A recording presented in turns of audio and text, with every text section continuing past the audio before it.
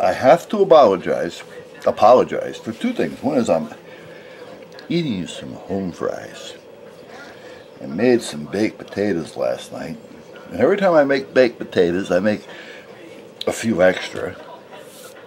Because baked potatoes make great home fries in the morning when you fry them up with little onions in a pan. So, but anyway, and the other is I forgot your channel. But however, you're working on your screened-in porch on your little getaway off the grid cottage there, which by the way is nice. Thank you for showing it. It's excellent. Gives me a lot of ideas when we move. Right now they're just ideas, but when I move they can become reality. However, you were looking for something to put your screens up and trying to save a buck at the same time. Well, I'm always one for looking to save a buck. Years ago, back, let me see, well, I had the boat, I'm going to say probably 10 to 12 years ago, probably a little bit longer than that. Actually, yeah, longer than that. Anyway, I started a little sign business out of my house. Where it actually came up was I started doing lettering for boats, and it became a business, and the next thing you know, I'm spending thousands of dollars for equipment. And I ran across this one day because I had to do an outside sign for somebody. And they said they didn't want wood, they wanted something that was last. Now, normally, being involved with boating, I would use something that we call starboard a lot on boats. And I'm sure you've heard of it. But starboard is expensive stuff.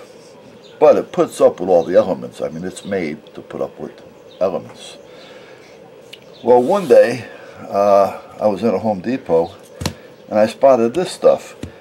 Now this, I don't know if you can see it, but it's got a grain like on one side, like a wood grain. And on the other side, it's just flat white. And it's solid all the way through. That's what it is. There's no wood. It's not coated. It's not primed. It's some type of a plastic material of some sort. And it comes in 6, 8, 12, 10 width by 8, 10, 12, 14, 16 in length. So I did a sign with it because the guy only needed something 12 inches, 11.5 inches at this point, by 4 feet. And I thought, well, this would be great for two reasons. One is it'll save him a buck, because back then it was only like $9 a running for a length of 12 by 8. Now they also make it thicker. However, it was a great price. And I had a lot left over, so this guy's saving, as well as I'm thinking it was a good item, for what I'm doing. So I made a sign with it, and today that sign is still there. Now the vinyl has started to fade a little bit, but the vinyl stuck to this great. Then I put some what we call frog lube over the vinyl. It kind of keeps the vinyl and things from fading, and if you use a good vinyl, it's going to hold up a lot longer than if you use a cheap vinyl. But if you put some frog lube over it, it's not the frog lube that you use for guns. It's a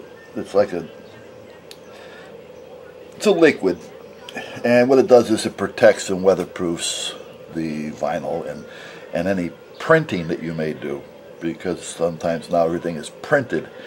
The day of the vinyl lettering is kind of gone by the side, and now everything is just printed because of the large format printers and Eagle solvent inks. But anyway, to make a long story short, before I get off track, I use it and it's working fine. Now even at the club, they bought 10 machines, throws, for skeet and trap and all that kind of stuff, and he needed to letter or number them.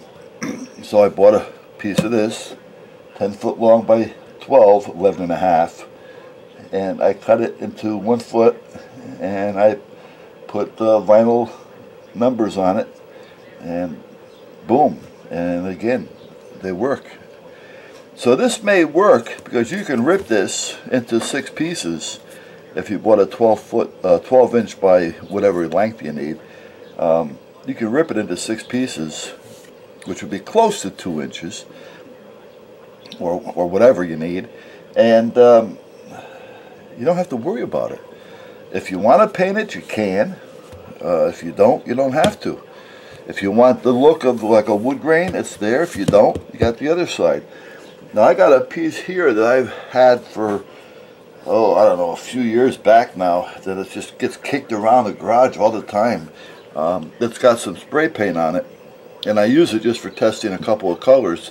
And I remember the job I was doing with this, and it doesn't chip, peel. I mean, the paint stays on. Now this is spray paint, but it works, you know, and it's good material for the money. Let's put it that way. So that may help you if you got a good table saw, or know somebody that can rip it for you.